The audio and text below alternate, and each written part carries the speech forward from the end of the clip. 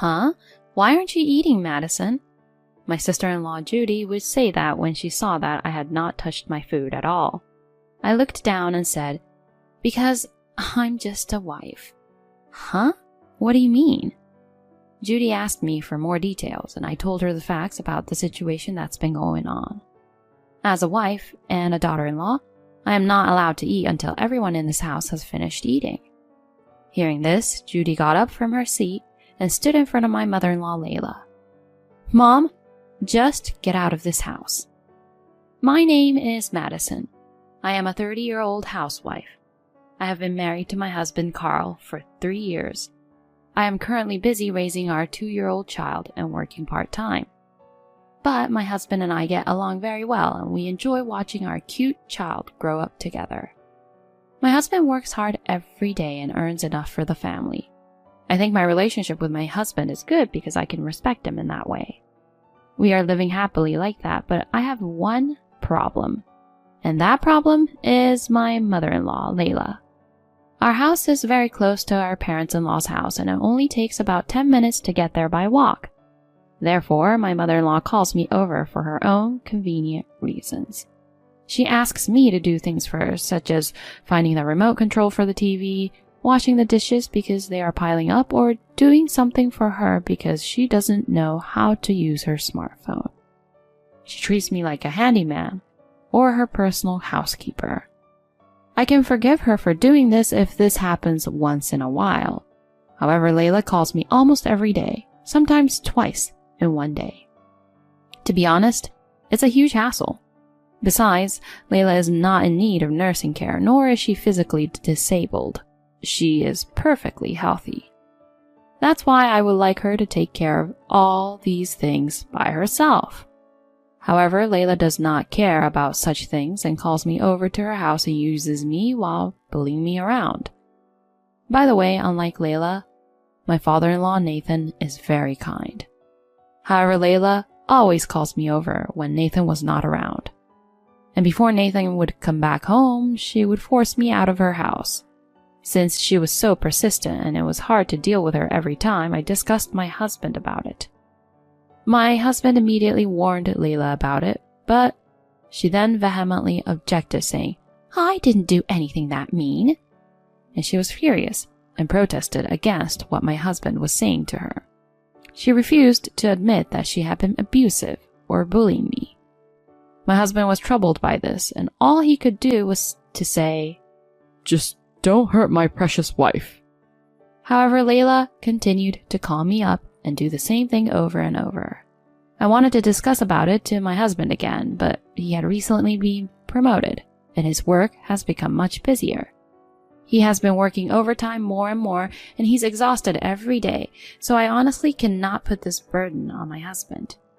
Therefore, I stayed quiet and endured Layla's treatment towards me.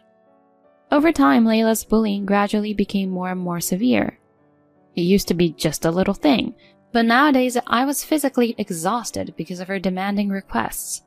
I had to do all the housework at my parents-in-law's house, and even for Layla's friend's birthday celebration, I had to go to the city to buy some meals for the party. I am exhausted every day, and I am always Layla's slave on the days I don't have a part-time job. And seeing this, Layla seemed to enjoy controlling me, always grinning and happily ordering me around. And she would often ask me to make her lunch, and when I made one for myself as well, she suddenly became angry. "Why are you eating at the same time as me?" "Excuse me?" "Don't you know how to respect your elders? I'm the boss of this house. You are just a daughter-in-law and just a wife. You are not allowed to eat without my permission." No way. In the end, I had no choice but to accept her unreasonable instruction. What I made at that time was pasta, but Layla ate it slowly on purpose. And when I finally got to eat, the pasta had stretched so much, and plus, it was cold. I was nothing but a slave, being treated like a slave and not being able to eat my meals without Layla's permission.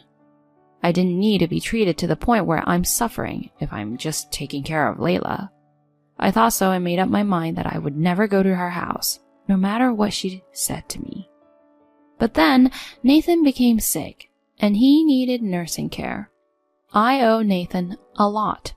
When I married my husband, Nathan warned Layla when she was being mean to me, and when she spoke ill of me at a family gathering, Nathan corrected her and saved me from being misunderstood by my relatives.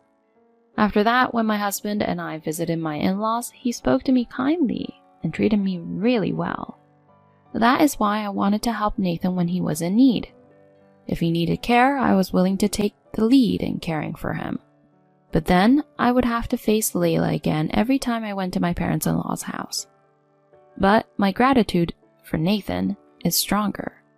I told my husband that I would mainly take care of Nathan. My husband was very grateful and contacted Nathan right away. Just then I received a call from Layla and she ordered me saying, "My husband needs care, so you do it." It was really a bad timing, and I was so angry. I wanted to do it on my own, but this makes it sound like Layla told me to go and take care of him. I was annoyed, but I replied back saying, I already told Nathan via my husband that I would take care of him. To that, Layla exclaimed, "Well, come on, hurry up then," and hung up the phone. Then I started going to my parents-in-law's house every day to take care of Nathan. Nathan thanked me every time, saying, "Thank you. I'm really sorry for the hassle." Nathan tells me many interesting stories while I took care of him. Even though I come over to my in-laws' place, I feel totally different when I come for Layla and when I come for Nathan. I feel much lighter when I come for Nathan. But here, too, Layla began to bother me. "Hey, Madison, hurry up and cook dinner." Layla tries to interrupt me while I was taking care of Nathan. Right now, I have to take care of Nathan first. I decided that I could not let Layla win here, so I put Nathan first above anything else. Layla's face turned red, and she was angry, but I tried not to care. "Since you can do it, please, do it yourself." I will never do as what Layla asks me to do. I was determined to stay firm and stick to my guts. However, Layla became angry with me and took a surprising action. One day, I went to Nathan's room to take care of him, but his wheelchair was not there. I wondered where it was. I looked frantically for it, but could not find it. Moreover, Layla was out of town at that time. It was then that I realized that Layla had intentionally hidden it. She did that just to bully me. If I did not put Layla first, she would interfere with my care, and I was thoroughly disgusted by her. How selfish could she be? I ended up doing my best, without a wheelchair, to take Nathan to the bathroom, to the bath, and to take care of him. Even though Nathan was getting older and lighter, it was still quite difficult to move while supporting an adult male all on my own. I was very exhausted and tired that day. Just as I was sitting on the sofa to rest a little, Layla came home. "Hey, what are you doing?" Layla shouted at me as soon as she saw me. "This is not your house. I'm home, so you should at least serve me tea and snacks." I got my tired body up and did as I was told, and served her tea and snacks. "Layla, where is Nathan's wheelchair?" When I asked, Layla grinned and said, "Oh, it's in the shed." "Why? Nathan needs it every day." "But I don't use it and it's in the way. If you want to use the wheelchair, you need my permission. I have the keys to the shed." No way. Layla put on a victorious face and ordered me to obey her. If I don't do this, I won't be able to properly care for Nathan. I had no choice but to be patient and do as Layla said. After that, even though I was taking care of Nathan, when Layla called for me, I had to go to her, which was really tough. If I was even a little bit late, Layla would yell at me in a terrible manner. Layla made me even more nervous and exhausted, both physically and mentally. Then I received a phone call from my sister-in-law, Judy. "Hello, Madison, how are you? I heard you've been taking care of my dad lately. Thank you so much." "No problem." "Huh? What's wrong?"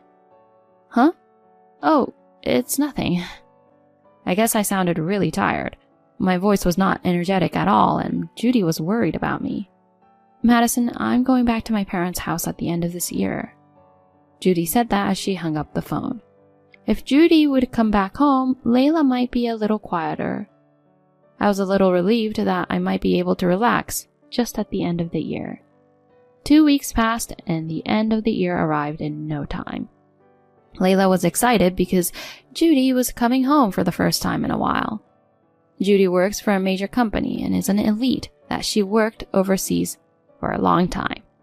Although she is currently in the US, she often goes on overseas business trips. Because of this, she doesn't often return to her parents' home, and this was her first visit home in a long time. Judy, it's been a long time. Layla greeted Judy with a happy look on her face. Come on in. Madison, hurry up and get the tea cakes ready. Layla would say that and immediately order me around. Then Judy said gently to me, Madison, don't worry about me. Your priority is Dad. When Judy said so, Layla said, I guess it can't be helped then, and gave me priority to care for Nathan. Later, it was time to eat, and we all ate the dinner I had prepared. During the meal, Layla continued to say bad things about me. This dinner is so boring, isn't it? Since Judy came home, you should have made it more grandeur. I'm sorry. When I apologized, Judy came to my rescue again. I can't eat many of the things that are sold as pre-made food in supermarkets. I'm glad that today's dishes are all things I want to eat. When Judy said this, Layla frowned and got silent. Nathan seemed happy to see Judy for the first time in a while and said, Let's have a drink today. I brought a beer and put it in front of Nathan. Thank you, Madison. It's great of you to always be so quick and caring. Nathan complimented me and I was happy. Seeing this, Layla didn't like it and said, How annoying. That's how you try to get people to like you. And complained once again. Layla ruined the night's mood by saying that, and I kept getting irritated with her. By the way, my husband had to attend a party at his company and is scheduled to come over to my parents-in-law's house later this evening. So my husband is not here right now. If my husband were here, he and Judy would immediately warn her. However, since my husband is not here, Layla took this opportunity to bully me. That's when Judy seemed to notice something. Huh? Why aren't you eating, Madison? Judy said this when she saw that I had not touched my food at all. I looked down and said, Because I'm just a wife. Huh? What do you mean? Judy asked me for more details and I told her what was going on. As a daughter-in-law and a wife, I'm not allowed to eat until everyone in this house has finished eating. What the heck? Wait a minute, Mom. What's the meaning of this? When Judy asked Layla about it, she said this as if it was a normal thing. Of course. She's just a daughter-in-law and just a wife, so it's only natural, right? A wife eats only after her husband's family has finished eating. Hearing this, Judy got up from her seat and stood in front of Layla. Mom, just get out of this house. What?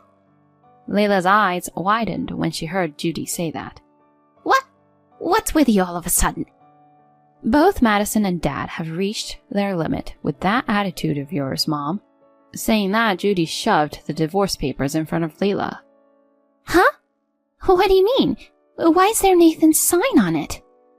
When Layla was surprised, Nathan opened his mouth. Judy brought this for me, and I signed it just now. Why do you want a divorce? That's because you've been skipping out on taking care of me all these years and pushing everything on Madison, isn't it? You've been talking terrible things about me while I've been sleeping, and I've been recording all of it, you know? What? Apparently, Nathan had a voice recorder tucked under his pillow and recorded the bad things Layla was saying about Nathan. He then contacted Judy and reported it to her and asked her to help him divorce with Layla. So that's why Judy came here today. Madison, I am really sorry for all the trouble I have caused you. I'm going to kick her out of this house for good now. And I'll sell this house and use the money so I can get into a nursing facility. Nathan. When he said this, Layla's face turned pale. No way! If you divorce me now, what am I supposed to do? I've been a full-time housewife all my life, supporting my family, and you treat me like this? You've been a housewife all your life, but you haven't done any housework at all. I'm not forcing you to cook, but I know that you were sneaking around and transferring the prepared foods you bought to the plate and making it look like you cooked them yourself. When Nathan cornered Layla like that, Judy also began to say this. As long as there is evidence of you neglecting care and housework like this, Dad can claim alimony from you, Mom. Oh no! I can't pay alimony! Then we'll have to offset it with the division of property. If that's not possible, let's communicate through a lawyer right away. When Nathan said this with a firm attitude, Layla finally gave up. Then, with a pale face, she signed the divorce papers. After that, their divorce was finalized. Layla was kicked out of the house and is now working part-time and living a poor life in a shabby apartment. Nathan sold their house and went into a nursing care facility. My husband and daughter and I often visit Nathan at the facility. Nathan also has made friends at the facility and seems to be enjoying his time there. When my husband found out that Layla had treated me in such a way, he apologized to me and said that he would file a claim for alimony for the emotional distress she had caused me. My husband's friend's lawyer helped me and I was able to get Layla to pay me alimony. My husband said, I'm sorry I've been so busy that I haven't been able to handle this properly, but I wanted you to discuss to me instead of keeping it to yourself. I reflected on this incident and decided that I would definitely talk to him about any issues that might arise in the future. Still, I am glad that I am free from Layla now. From now on, I will concentrate on my life with my husband and daughter and try to spend happy and joyful days. Thank you for watching until the end. If you enjoyed the video, please subscribe to our channel. See you in our next video.